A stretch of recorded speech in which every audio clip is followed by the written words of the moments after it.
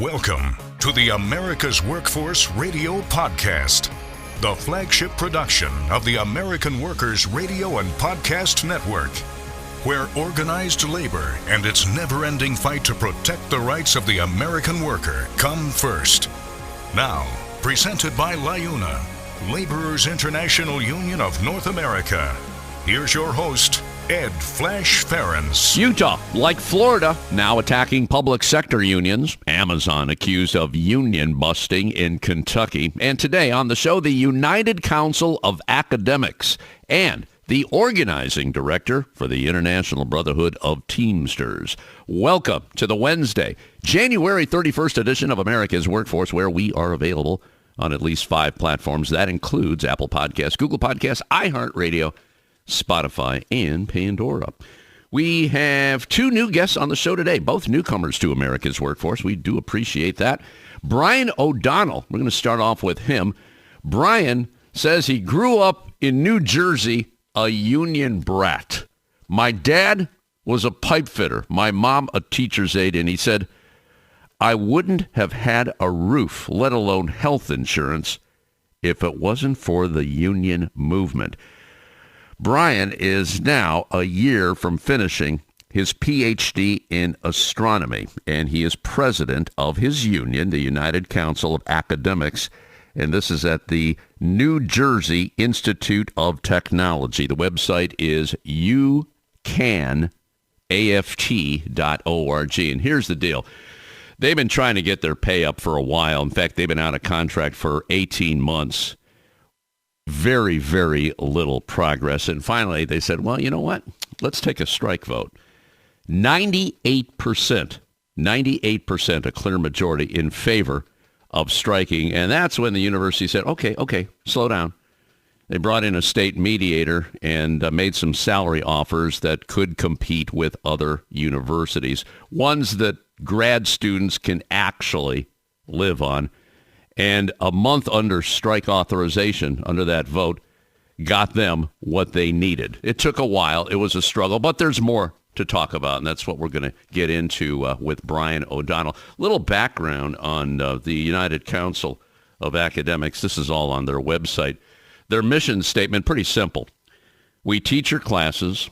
We work in your labs. We contribute valuable research to projects across the university. We are the academic workers, and we deserve to be treated as the professionals we are. Our work is, in all essential respects, the same as that of our full-time faculty colleagues. Indeed, we take pride in offering first-rate undergraduate instruction and research skills. We take pride in an institution that stands for excellence. Yet, too often, the university fails to acknowledge the importance of our contributions and the dignity of our work. It is time we have a say in the terms of our employment. And together we're committed to advancing the academic mission of this university. We know that improving conditions for academic workers will attract the best and the brightest minds, and we believe that an institution at this level should live by the highest standards of fairness and justice in treating its workers. Boy, that says a lot. It says a lot for all workers, doesn't it?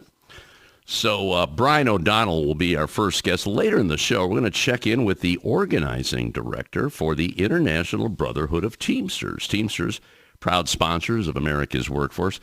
That person is Chris Rosell. Chris has been a Teamster organizer for over 20 years, in which 17 of those years were spent working for the Teamster organizing department at every level. He helped lead and coordinate campaigns all around the country. For 3 years, he worked as Teamsters local union 856 organizing director, along with being a business agent and contract negotiator. And then in March of 2022, almost 2 years ago, Chris Rosell was appointed to serve the National Organizing Director, as National Organizing Director by Sean O'Brien, the General President of the Teamsters. So we're going to talk about the campaigns that are going on. One of them at Delta Airlines. This is a real fascinating one. There's actually 3 unions working together as one to organize Delta. And Delta has a history of fighting the unions. Now, the pilots are unionized, but they have a struggle there. So I'll tell you, to get three unions working together, that's amazing in itself. So I'm sure Chris will have some comments on that as well. We'll also talk about the Teamsters organizing in various other industries, especially at Amazon. That's a whole show in itself. And while we're talking about the Teamsters, I have to mention what's going on here with Anheuser-Busch. Sean O'Brien, the general president, delivered a very stern message to Anheuser-Busch as the contract talks recently resumed in Washington, joined by Teamsters Brewery, Bakery, and Soft Drink Conference Director Jeff Padalero and the Anheuser-Busch Teamsters National Negotiating Committee. O'Brien reminded the company negotiators that Teamsters will not work a minute, not 1 minute, beyond the expiration of their current contract, which is on February 29th. That's a month away, less than a month away. Both O'Brien and Padalero gave Anheuser-Busch a full copy of the model contract that Anheuser-Busch Teamsters across the country overwhelmingly pre-ratified. With 94% approval by workers, the model agreement includes language protecting jobs, recapturing lost union work, increasing retirement benefits, and boosting wages. After telling the company to respect the workers and sign the agreement, Sean walked out of the talks. This is what he said. Anheuser-Busch needs to check its moral compass. They've ignored workers for months. They make up excuses to not come to the bargaining table. They take our labor for granted while they pour millions into corporate advertising. It's a disgrace. The Teamsters are more united than ever at Anheuser-Busch, and we are prepared for a full-scale strike and nationwide boycott. They do spend a whole lot on advertising. I urge you, everybody's going to be watching the Super Bowl. And they are always in the Super Bowl. And those spots are very, very pricey. On December 16th, 5,000 Teamsters, this was at 12 Anheuser-Busch breweries in the country, voted by 99% to authorize a strike. The Teamsters Negotiating Committee expects Anheuser-Busch to return to those talks shortly. They better with a warning from Sean O'Brien. Teamster.org. Just check that website for further posts. Now, a brief look into the world of labor. The segment brought to you by Boyd Watterson Asset Management. You can find more at BoydWatterson.com. State employees in Utah are speaking out against a proposed bill that would weaken the state's public sector unions. Following the lead of Florida, which passed a similar bill last spring, the new law would require public sector union members to opt into paying dues each year and would require the unions to be recertified once every 5 years.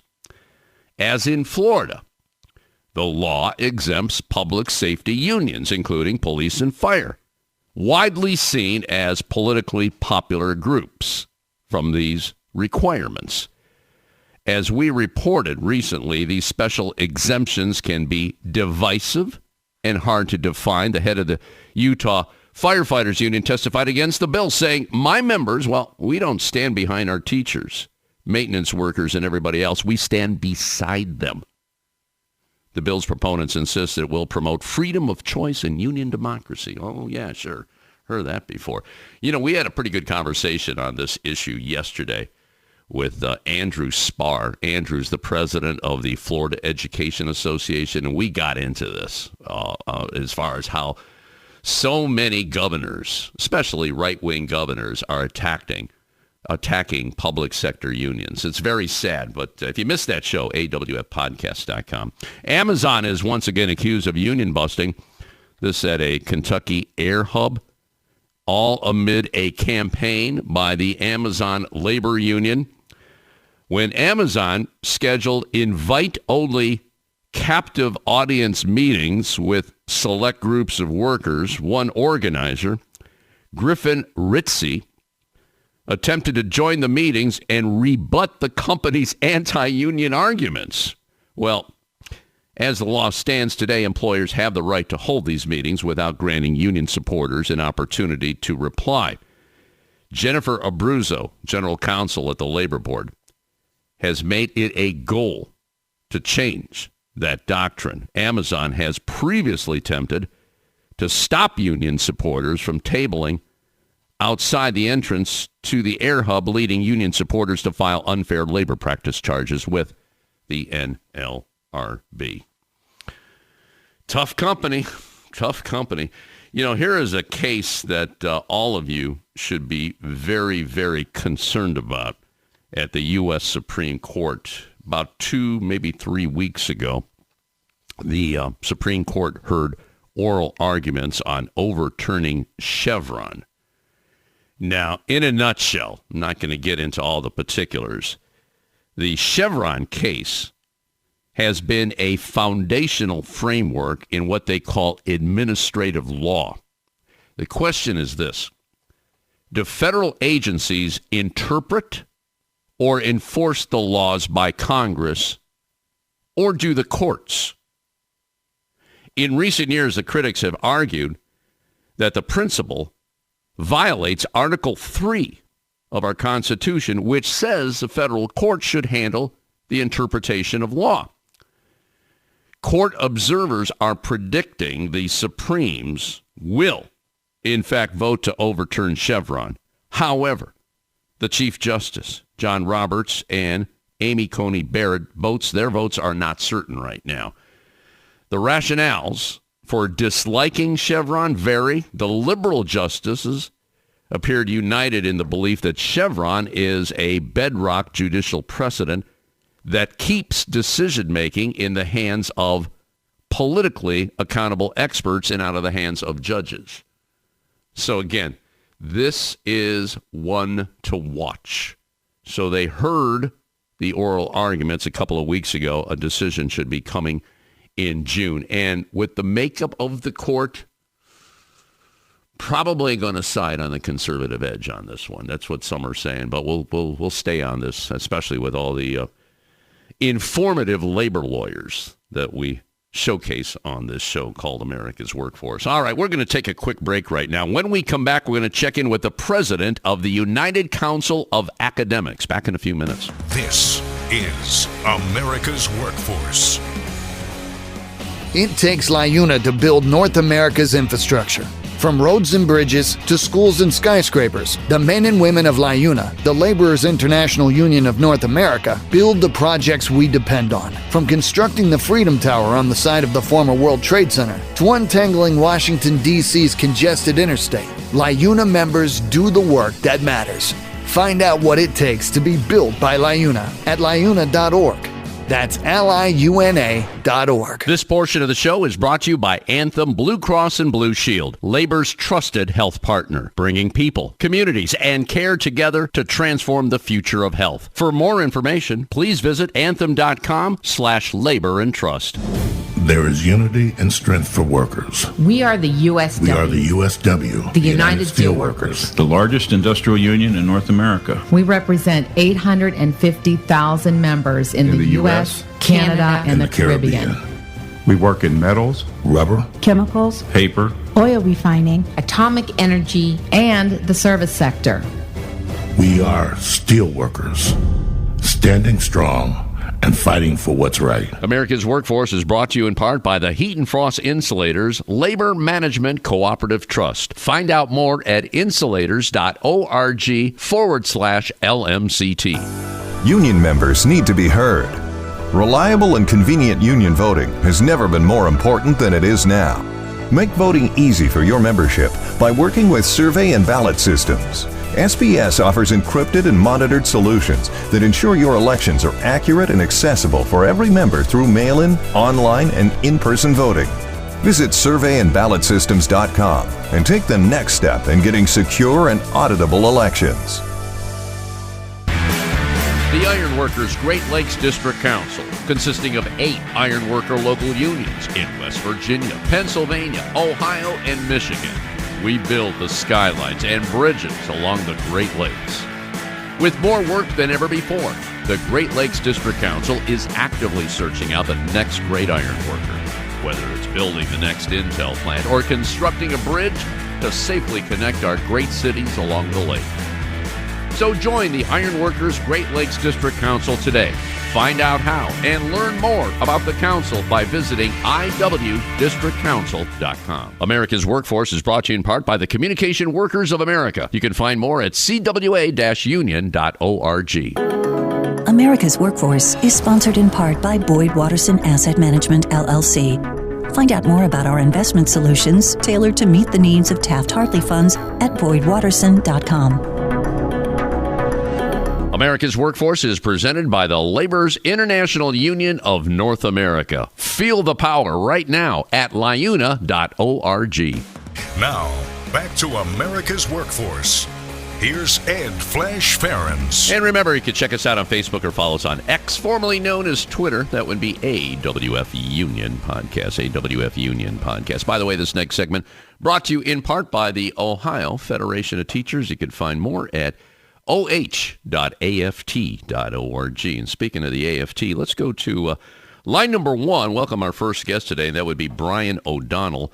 Brian is president of the United Council of Academics in New Jersey. They're based in Trenton, New Jersey, and he represents workers at the New Jersey Institute of Technology. Altogether, they have about 800 members in the union. And so you grew up as a union brat. I was just talking about you at the beginning of the show. So maybe you can run down your background here. Your dad, I guess, was a pipe fitter. Your mom, a teacher. Talk to me about that time in your life, Brian. Yeah. My dad still is a pipe fitter. My mom is retired as a teacher now. But yeah, my dad works like the breweries and the refineries and the power plants of northern New Jersey. And if I owe a lot to the movement, you know. In 2008, when everything was collapsing around everybody else, I knew my house was going to be fine because I knew my dad was going to have a paycheck, and that's because it's not just because he's a good project manager and he knows how to weld a pipe. It's because there was collectivized pressure that kept a good pay when everybody else's was falling, right? That's right. And that meant a lot to me. It made me really wake up when I was in middle school. At the same time, my mom went from grinding very hard, long hours, doing an office desk job, to being a teacher's aide in a special ed classroom and getting paid better and keeping better hours, even though she was doing much harder work. And it all communicates very clearly when you grow up that kind of way that you owe something back. Yeah. And that paved the way for you to go to college. I see you're studying astronomy. You're working on your PhD in astronomy. When is that going to happen? How close are you to achieving that? I am very close to done. I am before this year that just started is out. I don't think I'm going to get it done by July, but I'll definitely have it done by December. Okay, good. Interesting field there. I salute you on that. So talk to me about this contract that you were trying to get. It took a long time. I see, what was it, 18 months, and the university, the institute, I should call them. This is the New Jersey Institute of Technology, NJIT. They were playing hardball with you. What's the story here, Brian? It's all yours. Yeah, so that is what is the story? That's a great question. 18 months ago, on July 1st of 2022, my contract expired. And so did the other contract. We have two contracts because of some bargaining nonsense. But and from July of 2022 until April, I think it was, 6 months, 7 months, something like that, they stalled. They refused to come to the bargaining table. They management of NJIT, came up with excuse after excuse, not bargaining between those two contracts, not dragging in as many people as we wanted, refusing to bargain with me because they wanted to bargain with a lawyer, some such nonsense. And I shouldn't say me, I should say our bargaining committee. We had a very democratic bargaining committee, and we maxed out at 70 people at the end. But these are the kind of excuses that they were throwing. And our local was a little bit on hard times. It's a little bit beaten up by COVID. It happens a lot to, especially like grad and postdoc unions where people get cycled out all the time, like by the natural flow of things. So we're rebuilding our shop and like trying to force management to negotiate on very, very real changes in terms. And they were not having it. But three major things happened in our campaign, which is A, we went from being like a very quiet and somewhat unorganized local to like having not just an activist presence, but like a willingness to be like a little bit more militant than tech students usually are. And including my organizing chair getting himself arrested at the inauguration of the new university president. And on top of that, we had phenomenal allies from, like, frankly, a lot all over New Jersey labor, but especially with the Rutgers Union, who just won an incredible contract a few months ago. Those folks are our coalition partners. We talk to them every week, and we had like extra staff, we had confidence, we had and supply, we had anything we could ever need from the Rutgers coalition, and and then third, management just underestimated us over and over and over again. And those 6 months that they spent stalling, our people were getting angrier and angrier, and they were getting better organized, and we were working on our contract language, tightening up everything. And then so when we actually did force them back to the table, we were a much stronger local than they could have sat down with. And Rutgers was almost done negotiating their contract, and they were going to win 20 or 30% raises on the job titles that we have, also working for the state of New Jersey, and one of their campuses is right across the street from us. So they weakened their bargaining hand, and we had time to strengthen ours while they were screwing with us. And now we spent the remaining year fighting a really hard campaign, running a Democratic bargaining committee, having sometimes 5 people and sometimes 50 people like actually argue this thing out with management. And we got our demands. We got equal pay along with like better tuition benefits for adjuncts. With Rutgers, again, they actually had to go out on strike. And we also won equal pay for grads and for postdocs. And all of that came from like long, hard yards at the bargaining table, but it also came from the climax of our campaign, which was a pretty resounding strike authorization vote. In late November to early December, we launched a formal strike ballot with our members, and we got back, I believe it was 56% turnout of our 98% yes return on our strike vote. Like, we had a pretty triumphant margin to threaten the strike with management. And again, we're allies with the Rutgers Coalition. We just helped them put on a strike, and they were going to help us. It was a very, very credible threat that wound up moving management at the end. But you can't make credible threats if you don't run a long campaign and build power.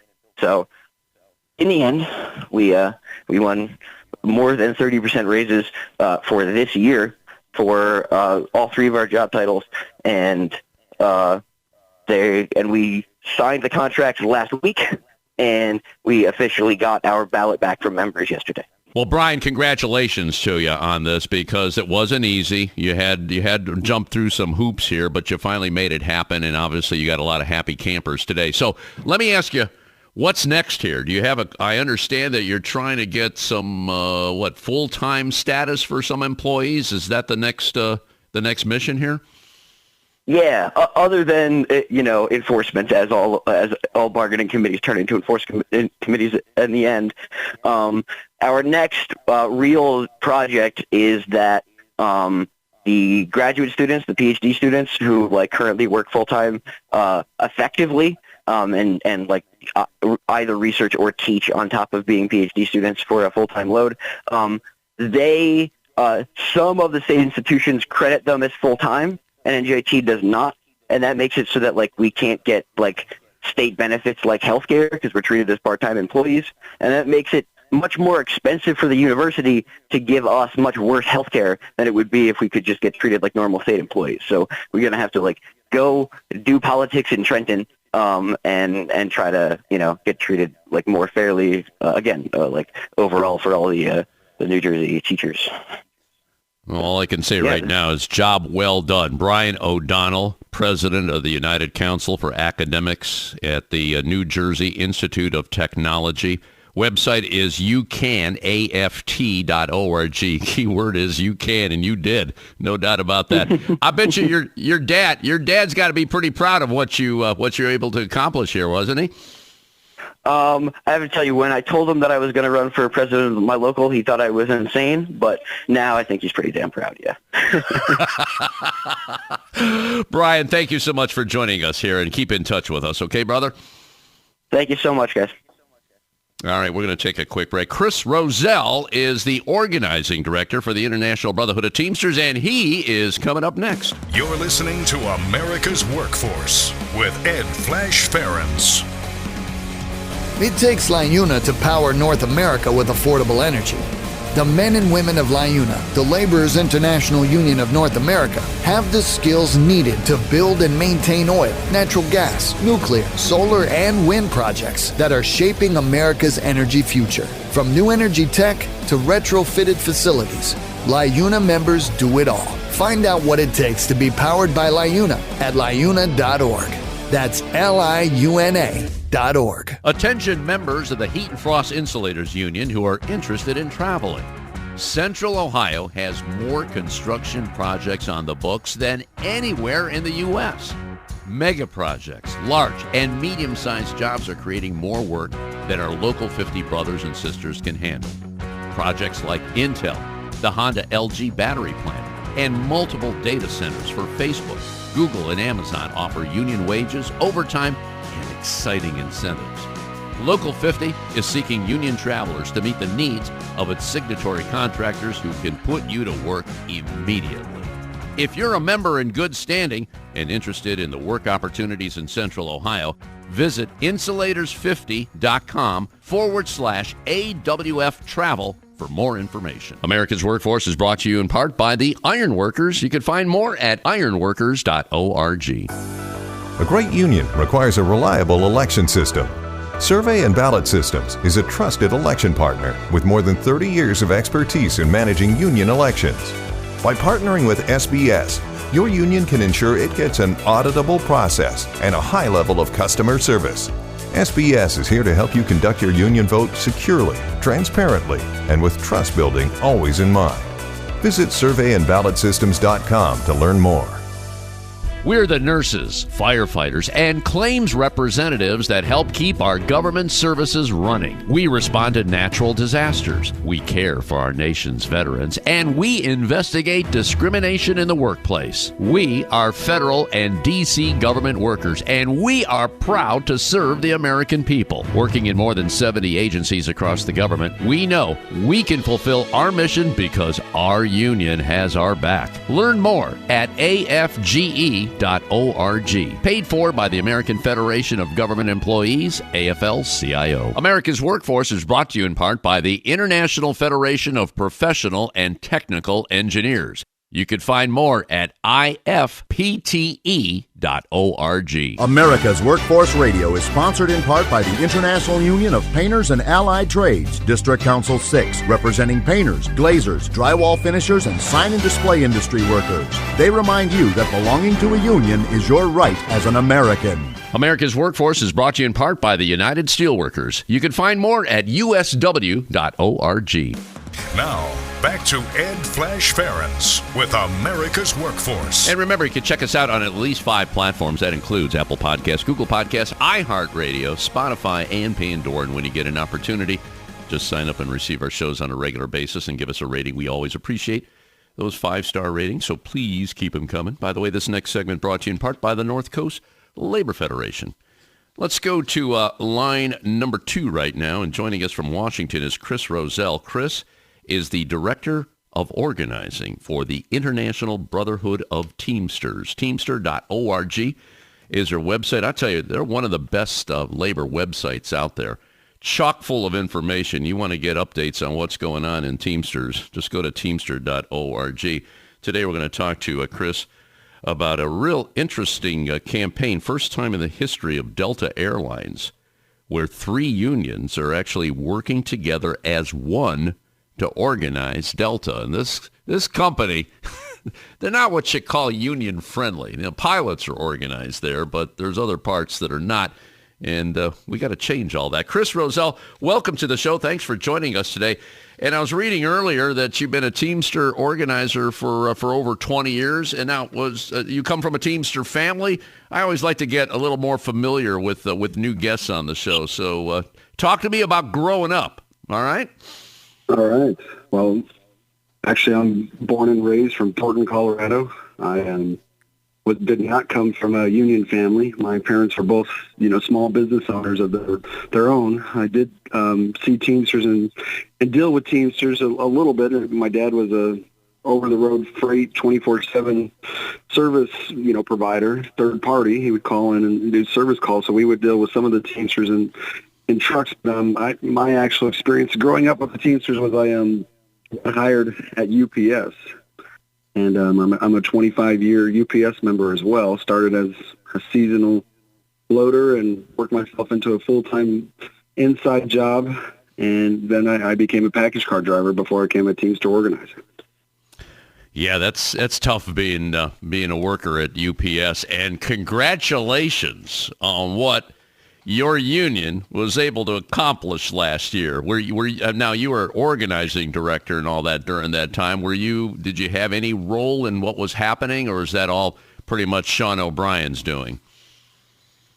Well, of course, first and foremost, our general president was the top leader of the entire project, right, for the UPS contract team. But all of us had part in helping, and our part in the organizing department was assisting in 2 ways. One, we did internal organizing with our membership, meaning that we actually had helped sign up new members, get them engaged in the contract, go out and educate them. And we found in our, on the organizing side that out of the 380,000 Teamsters, we actually had 40,000 people that weren't in the union and weren't actually participating. And so my team, I got an amazing team in my department, right? Organizers, we're one of the largest staff of the International Brotherhood of Teamsters, but we had a team of organizers that did nothing but go out to every UPS gate in the country and sign up those that were not participating and educate them on why it was important to not only get involved in the union, but get involved in their contract and make sure they were educated and ready for the contract campaign. And then our department was instrumental involved in getting the workers ready for the strike, if the strike happened for the contract. And so they were out helping educate the members, doing practice picketing, doing strike education out in all the facilities. We worked with several departments to do that. So we were definitely a big part of that and continue to help, in the enforcement campaign of the contract now. And all the hard work certainly paid off, and it also paved the way for our brothers and sisters in the UAW. I mean, everybody was watching you. I mean, we were talking about what was going on every day here on America's Workforce, and then when the deal was signed, I mean, I spent the whole morning talking about that because it was monumental. So congratulations on that. Wasn't easy. It's never easy, but you're able to really secure a good deal for your members, and over 300,000 members there we're talking about. All right, let's switch gears here. I want to talk about Delta. As I indicated, first time in history, you got 3 unions. And what are the other 2 unions that are involved in this? So we partnered with the AFA, the Flight Attendants Union, and the IAM, the International Association of Machinists, and AFA is the Association of Flight Attendants. And the 3 of us have joined together in support of ALPA, the pilots union at Delta as well, to organize, almost 50,000 workers at Delta Airlines. And what kind of jobs are we talking about, the 50,000 workers there? So the Teamsters, we are actually assisting the mechanics and related under the NMB, Railway Labor Act, right? They call things craft and class. And so that means that for us, it's all of the aircraft mechanics, the ground service equipment mechanics, the facilities maintenance team, and, so on, whatever groups are related to the mechanics and related group we're assisting and organizing. So there's almost 9,000 of them across the country that we're assisting, with the biggest group over 5,000 living in Atlanta, Georgia. But so the flight attendants, of course, the Association of Flight Attendants are working with the flight attendants. That's a huge group as well, almost 20,000 workers. And then we have another almost 20,000 workers at the ramp that the IAM are working with. And this is the first time ever that we have built a coalition, and the three of us are working together to organize these 50,000 workers. So how did this happen? I mean, did somebody take the lead? Did the Teamsters, the AFA, the machinists? Who took the lead? This is a first. This is a first. It wasn't easy, I'm sure. Well, believe it or not, the Teamsters is the largest aircraft mechanic representative in the entire country, and we've actually been trying to organize Delta mechanics, and I've been involved personally as an organizer for over a decade. But I think what really happened to create this coalition was, the merger between Northwest and Delta Airlines. Several workers at Northwest actually enjoyed their union, but Delta was able to squash the union and get it out through the merger process and through the vote, and using, all kinds of anti-union tactics. And so the flight attendants that were union at Northwest and the mechanics were union and the ramp agents, and all of them lost their union in that process. And so the IAM and AFA had enough support to get a runoff. The Northwest mechanics were not represented by the Teamsters, and the group that did represent them did not. Were not able to secure a runoff election, but in those runoff elections they both lost. And so since then, the IAM and AFA have continued to work on them. And our general president, again, Sean O'Brien, seeing, that those two unions needed a partner. They also seen that it was critical for us to keep our industry standards for our aircraft mechanics and related groups, that Delta became union, because it's the only legacy non-union airline left. And so he led the effort to join the coalition, with Sarah Nelson and the IAM. That's what stinks about these mergers, especially when you had two companies. One is pro-union, the other is anti-union. There's going to be some problems there. Do we have a count on how many workers actually lost their jobs out of Northwest when that merger happened? I don't know how many actually lost their jobs. I know they did all lose their union. I was not personally involved during that whole process because the Teamsters weren't, part of the merger negotiations. So I don't know how many would have lost work or not, but it's definitely been a tough process for us across the system, right? We represented Continental and United, and so we dealt with it there. And we've seen, how the merging of operations, right, it can cause job loss. The good thing for us, we were able to secure all our jobs on the United and Continental side. And not only that, we've been able to continue to grow it by insourcing back the maintenance and not allowing it to be outsourced to other countries. Yeah. When you're pushed so far, you got to push back. That's the sad part about it. So where are we right now? I mean, are talks going on right now? And I know Delta, and in the second segment here, I want to talk about what Delta has done over the years, because they are notorious to pushing unions out here.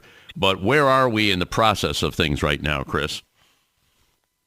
So currently we are in the process of organizing. We're teaming up the three organizations, right? And we are out to talk to all of the workers and assisting them in forming their unions. And so that means we are going to their homes, going to the work sites, having rallies of support, creating digital communications, and we are doing everything we can to reach out to get the information to the workers currently, because under the National Mediation Board, it's a little different. You have to have a majority before you can even petition for elections. So all of us have to get to 50% plus one, which is a difficult task.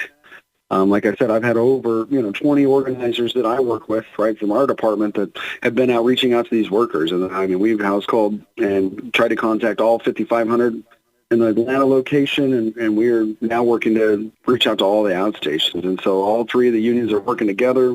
We're working together with the workers to continue to be able to create that outreach and information channel. Well, Chris, as you know, organizing has been key to the labor movement right now. Last year was a banner year for organizing and contracts, and you spoke to that already with the UPS contract.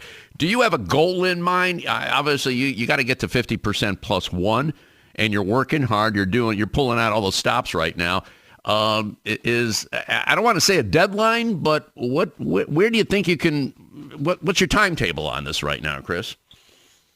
So the Teamsters in organizing, our goal is always, right, we want to reach 80% of the workers, and we want a supermajority, meaning 65% plus support, and that's our organizing method for every group that we work with. But overall, right, the three organizations and the three committees that we've working together in the coalition, we all know that this is going to be a huge year because, unfortunately, labor law is actually regulated, right, by the federal government. And so any president that comes in can help change and guide and the policy and the labor laws and appoint their people to run these offices. So we believe it's critical that we get this done this year. We are hoping 2024 is the year that all three of these workers are going to get to elections and be able to vote to be represented and win their unions. And the only way that we're going to do that is, again, right, reaching out to 80%, continuing to blitz it, and all three of us are believing that we got to get this done in 2024. So we are all doing everything we can, strategically working together, building our plans, and figuring out how do we reach the majority of these workers. Chris Rosell, the Director of Organizing, National Director of Organizing, joining us on our live line today. We'll continue our conversation. We'll talk about Delta, what they are doing to fight back. Coming up next right here on America's Workforce. Back in a few. This is America's Workforce. More shows available at awfradio.com. It takes LiUNA to keep America running. Over 70,000 public employees are part of LiUNA, the Laborers International Union of North America, delivering critical services such as healthcare and emergency response, as well as maintaining roads and sanitation systems. Even the National Postal Mail Handlers Union, representing over 47,000 U.S. postal workers, is affiliated with LiUNA. Find out what it takes for LiUNA to keep America running at LiUNA.org. That's LiUNA.org. Are you an experienced mechanical insulator looking to take your career to the next level? Insulators Local 50 in Central Ohio has steady work for a number of years. Insulators Local 50 offers a total wage and benefits package that can't be beat. It's not just the competitive wages. Local 50 also provides medical, vision, and dental insurance with no paycheck deductions for you and your family. Don't miss out on the chance to secure your future. Join us at Insulators Local 50. Earn great pay and the best benefits. Visit insulatorsfifty.com/AWF50 to fill out the online form, and a Local 50 representative will call to begin the process. America's Workforce is brought to you in part by the United Auto Workers. Find more at UAW.org. There is unity and strength for workers. We are the USW. We are the USW, the United Steelworkers. The largest industrial union in North America. We represent 850,000 members in the U.S., Canada, and the Caribbean. We work in metals, rubber, chemicals, paper, oil refining, atomic energy, and the service sector. We are steelworkers, standing strong and fighting for what's right. The Heat and Frost Insulators and Allied Workers are proud to be a title sponsor for America's Workforce Radio. The Insulators Union is leading the way in the mechanical insulation industry, fire stopping, and infectious disease control. Regarded as North America's energy conservation specialists, these professionals are known for their professional work and dedication. You can learn more about the Insulators Union at insulators.org. America's Workforce is brought to you in part by the International Brotherhood of Teamsters, where you can find more at teamster.org. This segment of America's Workforce is brought to you by Survey and Ballot Systems. SBS has been providing unions with secure and flexible election options for over 30 years. Visit surveyandballotsystems.com to learn more.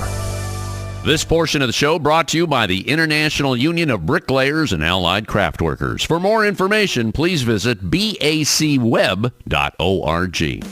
Now, back to America's Workforce.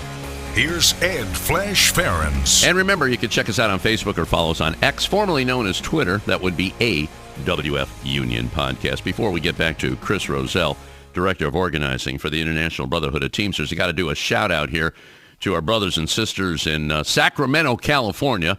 Hardcore union state, no doubt about that. More than 150 California workers. This would be at Tony's Fine Foods, owned by United Natural Foods Incorporated, better known as UNFI or UNFI. have overwhelmingly voted to join the Teamsters Union. The organizing victory marks the end of a year-long campaign by drivers there to win strong union representation on the job. One of the drivers, by the name of Rick Sims, been driving for 30 years. He said, "We stood united and fought hard for this victory. It's both a pleasure and a relief to finally be part of the Teamsters." That campaign was a joint effort between Teamster Local 853 in Oakland and Teamster Local 150 in Sacramento. So congratulations to both locals. And you're telling me off the air, Chris, let's go back to Chris Rosell, Director of Organizing for the Teamsters. You helped on that campaign, is that right? Yeah, our department was in assistance with both local unions. We worked to help, organize the group. We had almost 5 organizers involved from our department assisting both those two locals because the workers expanded not only from Sacramento but down in, East Bay area, Oakland, and all the way over to Truckee and then all the way down to Los Angeles. And so we had to have an entire team assisting in that. And as you said, it was an overwhelming victory. Workers across the country from Unify, which actually owns Tony Fine Foods, have been joining the union in droves. They're very upset with their employer, not happy with their pay rates and their current working conditions, and so it has been a huge campaign for us across the country that we've getting these workers to join, and it's another group that we are working as hard as we can to get elections everywhere and help them form their union so they can get better working standards. That's what it's all about.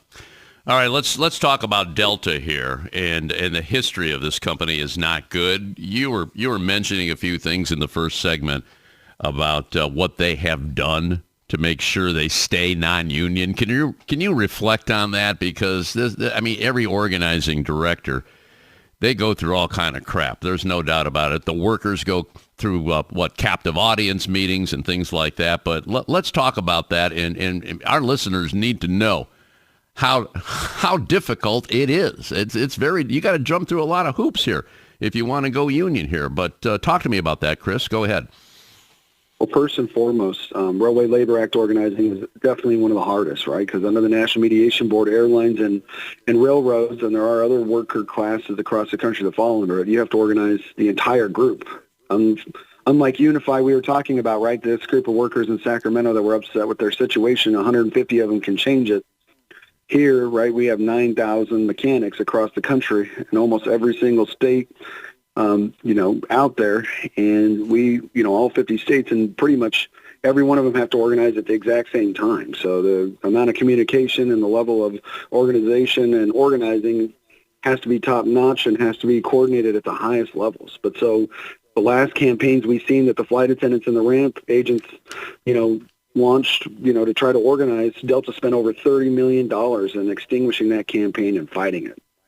To making cartoons about, you can save money and play more PlayStation or Xbox, than forming a union. Last year, our coalition, approached the company at their shareholders meeting, and we gave a proposition asking if they would just allow the workers to be fair and free of organizing without any company influence, and that was rejected overwhelmingly. And the company had worked hard to do that. Just recently, we actually sat down with 12 Congress representatives on a labor committee, and we brought up to them, the issues that Delta's been doing, and they're all signing on to a letter to assist us and do it. But even when we approached them, by the time we even got to this committee meeting, Delta had already found out through their lobbyists. They put together a slide deck to show how they believe they're the best in the industry and that they don't need no union. And they actually sent that to the labor committee before we were even able to meet with them. And so it is unbelievable, right, the amount of, activity that they're going to create to do whatever they can to stop the union. So, Chris, did I hear you say $30 million they spent to fight the union? Was that is that collectively over the years? Is there a time period on that? That's a lot of money to throw in a anti-union campaign. Yeah, from our records, that was only in 2010, 1 year. Wow. 1 year. Now, again, this company reports more than $54 billion in revenue, right? And so, they had their best year on record, a 20% increase last year. COVID's over. Everyone's traveling again.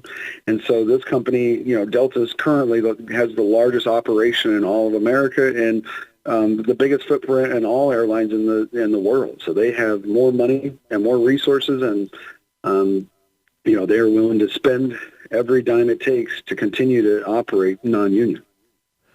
Well, one thing you got in your favor, you got Sean O'Brien, and man, he's like take no prisoners type of attitude here. I have to ask you, obviously you like working with him, and I know he appointed you as organizing director nationally 2 years ago. The resources, the money. I mean, you need some money to fight this. So you need the social media, you need the networks, you need workers, you need boots on the ground. You have the boots on the ground. There's no question about that. But to go against something like that, wow. How do you feel about the future here? You got to have a pretty thick skin dealing with all this, Chris.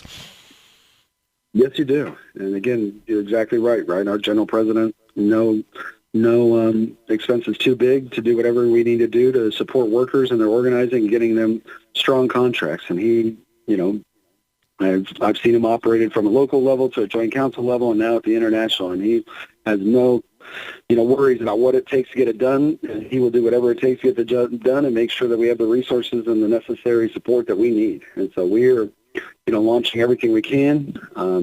Currently we have, again, one of the largest organizing departments in the entire country, and I believe one of the best out of all the national unions. And we are doing everything we can to continue to educate our organizers and train them and develop them so that they can take on companies like this. And we got some of the biggest fights in our industry, not only, on the airline side, right? We got Delta, but we have, fights going on in every single one of the divisions and industries we represent with some of the top anti-union employers, that we are continuously doing what we can to make sure that we have a top-notch organizing team that can take on these type of fights. Chris, while I got you on the line, I was mentioning this at the top of the show. Amazon, they're continuing their union busting tactics all around the country. They still don't have a first contract in Staten Island. I know you're not involved in that campaign, but there's the hub in Kentucky, which is a real busy hub.